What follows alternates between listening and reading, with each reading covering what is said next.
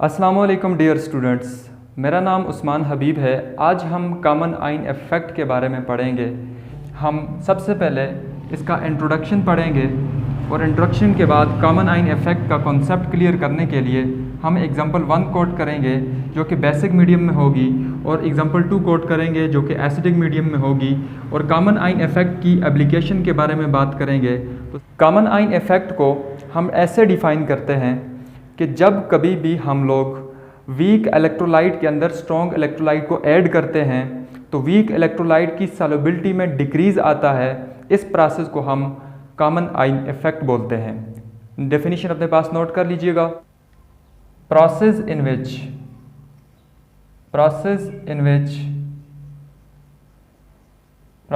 Which solubility of weak electrolyte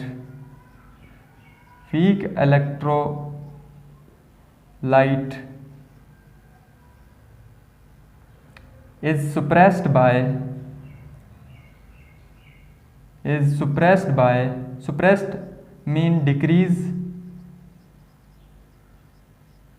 by addition of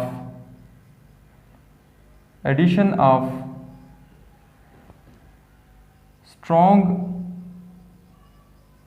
electrolyte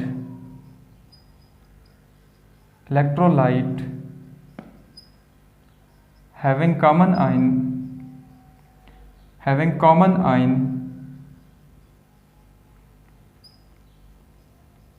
is called common आइन effect.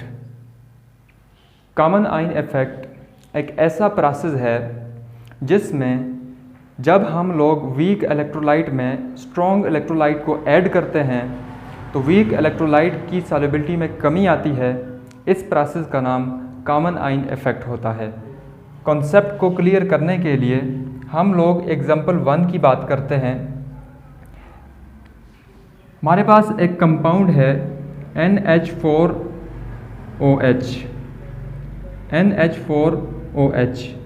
NH4OH के compound के साथ term electrolyte जोड़ी जाती है। इलेक्ट्रोलाइट का वर्ड इसको दिया जाता है। इसको इलेक्ट्रोलाइट क्यों कहा जाता है? इसको इलेक्ट्रोलाइट इस वजह से कहा जाता है क्योंकि ये आइंस के अंदर कन्वर्ट हो सकता है, इसलिए इसको इलेक्ट्रोलाइट कहा जाता है। अब इसको स्ट्रॉन्ग इलेक्ट्रोलाइट कहा जाता है या वीक इलेक्ट्रोलाइट कहते हैं, तो इसको वीक इलेक्ट्रोलाइट कहते हैं। मैंने इलेक्ट्रोलाइट के साथ टर्म वीक को भी ऐड कर दिया। वीक का मतलब होता है कि जो NH4OH का कंपाउंड है ये बहुत कम आयोनाइज होता है। अगर आप NH4OH के 100 मोल्स लेते हैं तो 100 मोल्स में से सिर्फ 5 मोल्स क्या होंगे, आइंस में कन्वर्ट होंगे। इसलिए हम इसको वीक इलेक्ट्रोलाइट कहते हैं क्योंकि ये पार्शियली डिसोसिएट होता है। वो कंपाउंड जो वीक इलेक्ट्रोलाइट होता है उसको इक्विलिब्रियम का साइन देते हैं और वो रिएक्शन इक्विलिब्रियम पर होता है। हमारे पास एक और कंपाउंड है जो कि NaOH है।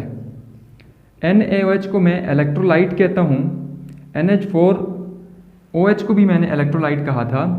NaOH को मैं इलेक्ट्रोलाइट कहता हूँ क्योंकि ये आयोनाइज हो सकता है, ये सोडियम आइंस बना सकता है और ये हाइड्रोक्सिल आइंस बना सकता है, इसलिए मैं इसको इलेक्ट्रोलाइट कहता हूँ। लेकिन मैं इसको स्ट्रॉन्ग इलेक्ट्रोलाइट कहता हूँ। NaOH के 100 मोल्स लेता हूँ तो उसमें से सारे के सारे आयोनाइज हो जाएंगे, डिसोसिएट हो जाएंगे, इस वजह से मैं इसको स्ट्रॉन्ग कहता हूँ। ये कम्प्लीटली डिज़ॉल्व हो जाएगा। तो हमारे पास जो वीक इलेक्ट्रोलाइट है वो NH4OH है और जो स्ट्रॉन्ग इलेक्ट्रोलाइट है वो है सोडियम हाइड्रोक्साइड। अब मैंने यहाँ पर बेसिक मीडियम क्यों लिखा है, आप लोग समझ गए होंगे कि यहाँ पर सॉल्यूशन के अंदर हाइड्रोक्सिल आइंस मौजूद हैं। तो वीक इलेक्ट्रोलाइट में जब कभी भी स्ट्रॉन्ग इलेक्ट्रोलाइट को ऐड करते हैं, अब यहाँ पर कौन कौन से 2 आइंस कॉमन हैं? यहाँ पर हमारे पास 2 आइंस जो कि कॉमन हैं। एक हाइड्रोक्साइड आइंस जो है दोनों रिएक्शंस में कॉमन है। जब कभी भी NH4OH रिएक्टेंट से प्रोडक्ट में कन्वर्ट होता है, यानी टूट के जब आइंस बनाता है तो सॉल्युबिलिटी इंक्रीज होती है। लेकिन जब आयंस मिलते हैं और आयंस मिलने के बाद NH4OH कंपाउंड को बनाते हैं तो इसका मतलब सॉल्युबिलिटी डिक्रीज होती है। तो फॉरवर्ड जाने से रिएक्शन की सॉल्युबिलिटी इंक्रीज होती है और बैकवर्ड आने से रिएक्शन की सॉल्युबिलिटी डिक्रीज हुआ करती है। तो यहाँ पर जब हम NH4OH में सोडियम हाइड्रोक्साइड को ऐड करते हैं तो सोडियम हाइड्रोक्साइड हाइड्रोक्सिल आयंस लेके आता है। हाइड्रोक्सिल आयंस जब सोडियम हाइड्रोक्साइड लेकर आता है तो हाइड्रोक्सिल आयन की कंसंट्रेशन में इजाफा हो जाता है। अकॉर्डिंग टू लेकेटलियर प्रिंसिपल, जब कभी भी हाइड्रोक्सिल आयन की कंसंट्रेशन में इजाफा होता है यहाँ पर, तो रिएक्शन कौन सी साइड पे आएगा? रिएक्शन बैकवर्ड आएगा। क्यों? कि बाहर से एक्स्ट्रा हाइड्रोक्सिल आयन भेजे हैं सोडियम हाइड्रोक्साइड ने, और सोडियम हाइड्रोक्साइड अपने साथ जो एक्स्ट्रा हाइड्रोक्सिल आयंस लेके आया है, उन एक्स्ट्रा हाइड्रोक्सिल आयंस के साथ NH4+1 मिलेगा और मिलने के बाद दोबारा NH4OH बनाएगा। यानी आपके पास जो रिएक्शन है, रिएक्शन बैकवर्ड आएगा। बैकवर्ड रिएक्शन आने का मतलब क्या है कि आयंस आपस में मिलेंगे और मिलने के बाद NH4OH की दोबारा फॉर्मेशन करेंगे, यानी सॉल्युबिलिटी में क्या आएगी? डिक्रीज आएगी, यानी सॉल्युबिलिटी में डिक्रीज आएगी। तो जब कॉमन आयन की वजह से सॉल्युबिलिटी में डिक्रीज आए, इसी प्रोसेस को हम कॉमन आयन इफेक्ट बोलते हैं। इसी प्रोसेस को हम कॉमन आयन इफेक्ट बोलते हैं। इसी तरह हम एग्जाम्पल नंबर 2 को कोट करते हैं। एग्जाम्पल नंबर 2 के अंदर हम वीक एसिड और वीक बेस की बात करेंगे। अगर हमारे पास एक एसिड है HCN जो है एक वीक एसिड है, इसको मैं इलेक्ट्रोलाइट कह सकता हूँ। इसको मैं इलेक्ट्रोलाइट इस वजह से कह सकता हूँ क्योंकि ये आयोनाइज हो सकता है। ये आयोनाइज होके क्या बनाता है? ये आयोनाइज होने के बाद हाइड्रोजन आयंस बनाता है और साइनाइड आयंस बनाता है, इसलिए मैं इसको इलेक्ट्रोलाइट कह सकता हूँ। लेकिन मैं इसको वीक इलेक्ट्रोलाइट कहूँगा। वीक इलेक्ट्रोलाइट क्यों कहूँगा? वीक इलेक्ट्रोलाइट इस वजह से कहूँगा कि क्योंकि ये बहुत कम आयोनाइज होता है। अगर आप इसके 100 मालिक्यूल लेते हैं, अगर आप HCN के 100 मालिक्यूल्स लेते हैं तो 100 मालिक्यूल में से सिर्फ 5 मालिक्यूल ही आयंस में कन्वर्ट होंगे, यानी टोटल जो अमाउंट है उसमें से बहुत कम पार्ट आयोनाइज होगा, ये पार्शियली आयोनाइज होगा, इसलिए मैं इसको वीक इलेक्ट्रोलाइट का नाम देता हूँ। जब हम इस वीक इलेक्ट्रोलाइट में ऐड करते हैं किसी भी स्ट्रॉन्ग इलेक्ट्रोलाइट को, लेट्स सपोज हम ऐड करते हैं HCl ऐड करते हैं। जब हम HCl ऐड करेंगे, HCl को भी मैं इलेक्ट्रोलाइट का नाम देता हूँ। HCl को मैं इलेक्ट्रोलाइट का नाम क्यों देता हूँ? क्योंकि HCl डिसोसिएट होने के बाद आयंस बनाएगा। आयंस बनाने की वजह से इसको मैं इलेक्ट्रोलाइट कह रहा हूँ। आयंस बनाने की वजह से मैं इसको इलेक्ट्रोलाइट कह रहा हूँ। अब इसको मैं स्ट्रॉन्ग इलेक्ट्रोलाइट्स कह रहा हूँ। स्ट्रॉन्ग इलेक्ट्रोलाइट इस वजह से कह रहा हूँ क्योंकि अगर आप 100 मालिक्यूल्स लेते हो HCl के, तो 100 के 100 मालिक्यूल जो हैं वो पानी के अंदर आयोनाइज हो जाएंगे, टूटकर आयंस बनाएंगे। इसलिए मैं इसको स्ट्रॉन्ग इलेक्ट्रोलाइट कहता हूँ। और जिसको स्ट्रॉन्ग इलेक्ट्रोलाइट का वर्ड दिया जाता है उसके साथ सिंगल एरो का साइन लगाया जाता है, और जिसको वीक इलेक्ट्रोलाइट का टर्म दिया जाता है उसके साथ हम इक्विलिब्रियम का साइन लगाते हैं, डबल एरो से उसको रिप्रेजेंट करते हैं। तो जब हम HCN जो कि वीक इलेक्ट्रोलाइट है और उसमें जब हम HCl को ऐड करते हैं तो HCl अपने साथ हाइड्रोजन आयंस को लेके आता है। तो हाइड्रोजन आयन जो हैं दोनों रिएक्शन के अंदर कॉमन है, यानी हाइड्रोजन आयन की कंसंट्रेशन में इजाफा हो जाता है। हाइड्रोजन आयन की कंसंट्रेशन में जब इजाफा हो जाता है तो लेकेटलियर प्रिंसिपल के मुताबिक रिएक्शन जो है उसका इक्विलिब्रियम डिस्टर्ब हो जाता है। रिएक्शन अपना इक्विलिब्रियम दोबारा गेन करने के लिए बैकवर्ड डायरेक्शन में आएगा, और जब बैकवर्ड डायरेक्शन में आएगा तो जो वीक इलेक्ट्रोलाइट है उसकी सॉल्युबिलिटी डिक्रीज होगी। मैंने आपको पहले बताया कि जब प्रोडक्ट रिएक्टेंट में कन्वर्ट हो तो सॉल्युबिलिटी डिक्रीज हो रही होती है, लेकिन जब रिएक्टेंट प्रोडक्ट में कन्वर्ट हो तो उस वक्त सॉल्युबिलिटी इंक्रीज हो रही होती है। जब आपने हाइड्रोजन आयन की कंसंट्रेशन में इंक्रीज किया तो इक्विलिब्रियम डिस्टर्ब हुआ। इक्विलिब्रियम जब डिस्टर्ब हुआ तो लेकेटलियर प्रिंसिपल ये कहता है कि जो रिएक्शन है उस डायरेक्शन में जाएगा ताकि हाइड्रोजन आयन की अमाउंट को कम किया जा सके, दोबारा उतना ही मेंटेन किया जाए जितना इक्विलिब्रियम पर था। तो हाइड्रोजन आयन के जो एक्स्ट्रा आयंस आएंगे वो साइनाइड आयंस के साथ मिलेंगे और मिलने के बाद HCN बनाएंगे, यानी रिएक्शन बैकवर्ड आएगा। रिएक्शन बैकवर्ड आने का मतलब क्या है कि इसकी सॉल्युबिलिटी क्या करेगी? डिक्रीज करेगी। तो ये एग्जांपल नंबर 2 है। यहाँ पर 2 इंपॉर्टेंट MCQs की बात करता हूँ। जब हम लोग सोडियम हाइड्रोक्साइड को ऐड करते हैं तो हाइड्रोक्सिल आयंस की कंसंट्रेशन सोल्यूशन में इंक्रीज हो जाती है। जब हाइड्रोक्सिल आयन की कंसंट्रेशन सोल्यूशन में इंक्रीज हो जाती है तो पावर ऑफ हाइड्रोक्सिल आयन यानी POH में इजाफा होता है। POH इंक्रीज होती है, POH जो होती है वो इंक्रीज हो जाती है। लेकिन जब बात करते हैं एसिडिक मीडियम की, ये तो बेसिक मीडियम में होता है कि बेसिक मीडियम में power of hydroxyl ion increase होती है, मीन हाइड्रोक्सिल आयन की कंसंट्रेशन में इजाफा होता है। लेकिन एसिडिक मीडियम में क्या होता है, एसिडिक मीडियम में हाइड्रोजन आयन की कंसंट्रेशन में इजाफा होता है जब HCl को हम HCN के सोल्यूशन में ऐड करते हैं। इसलिए हम यहाँ पर कहते हैं हाइड्रोजन आयन की कंसंट्रेशन में इजाफा हो गया, यानी pH इंक्रीज होगी। pH इंक्रीज होने का मतलब होता है कि power of hydrogen ions increase हो चुकी है। अब हम बात करेंगे एप्लीकेशन की बात करेंगे। कॉमन आयन इफेक्ट होता है, इसको हम इंडस्ट्रीज़ में यूज़ करते हैं साल्ट की प्यूरिफिकेशन के लिए। कैसे इसको साल्ट की, हम एग्जांपल लेते हैं रॉक साल्ट की। हमारे पास जो साल्ट है वो है रॉक साल्ट। रॉक साल्ट जो होता है, रॉक साल्ट का फार्मूला हम ऑल यू नो NaCl। जो हमारे पास NaCl होता है, ये रॉक साल्ट की जो रॉक से निकाल के लाते हैं, ये इम्प्योर होता है। ये इम्प्योर होता है। इम्प्योर क्यों होता है? इम्प्योर इस वजह से होता है कि जब आप NaCl को जो रॉक से निकाल के लाते हैं उसको डिज़ाल्व करते हो वाटर के अंदर, तो वाटर के अंदर डिज़ाल्व करते हो तो ये सोडियम आयंस भी बनाता है और साथ में क्लोराइड आयंस भी बनाता है। लेकिन ये कुछ और कैटाइंस भी यहाँ पर बनते हैं, जैसे NaCl के अंदर कुछ इम्प्योरिटीज़ मौजूद होती हैं, यानी कैल्शियम के कैटाइंस भी यहाँ पर सोल्यूशन में प्रेजेंट है और मैग्नीशियम के जो कैटाइंस हैं वो भी सोल्यूशन के अंदर प्रेजेंट है। मीन कि ये जो रॉक साल्ट सॉलिड फॉर्म में है ये इम्प्योर है। तो आपने क्या करना होता है, सबसे पहले हम लोगों ने NaCl का वाटर के अंदर सैचुरेटेड सोल्यूशन बनाना होता है। जब NaCl का वाटर के अंदर सैचुरेटेड सोल्यूशन बनाते हैं तो जो सोडियम क्लोराइड होता है उसके आयंस अपनी सॉलिड स्टेट के साथ इक्विलिब्रियम में एग्जिस्ट करते हैं, यानी ये रिएक्शन इक्विलिब्रियम में होता है। इंडस्ट्रीज में क्या किया जाता है कि इस NaCl के सोल्यूशन में से HCl पास की जाती है, HCl गैस पास की जाती है।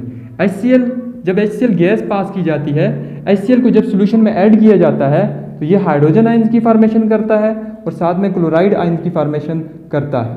मीन कि आप लोगों ने कॉमन आयन दे दिया, HCl अपने साथ क्लोराइड आयंस लेके आएगा, यानी आपके पास यहाँ पर दोनों रिएक्शन में कॉमन कौन सा आयन है, क्लोरीन। इन दो क्लोराइड जो है दोनों रिएक्शन के अंदर कॉमन है।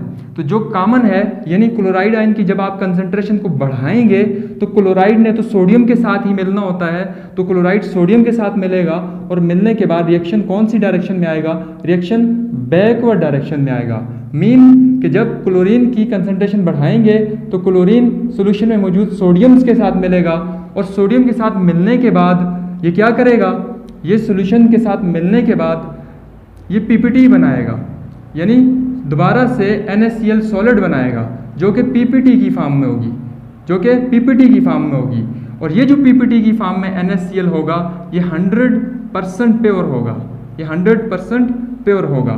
तो कॉमन आयन इफेक्ट की मदद से हम इंडस्ट्रीज़ के अंदर जो इंडस्ट्रीज़ में साल्ट्स होते हैं उन साल्ट्स की प्यूरिफिकेशन करते हैं। As you well known that NaCl is used in our daily life.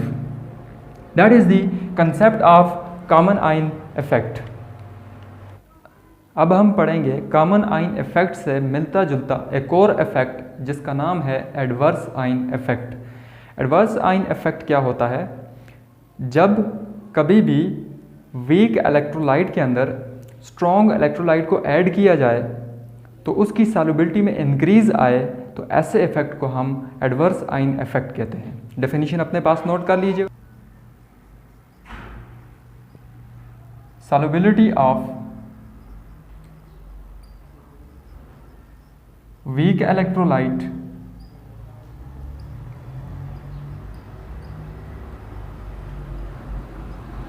is increased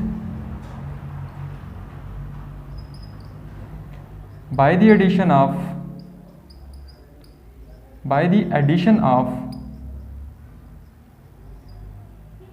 strong electrolyte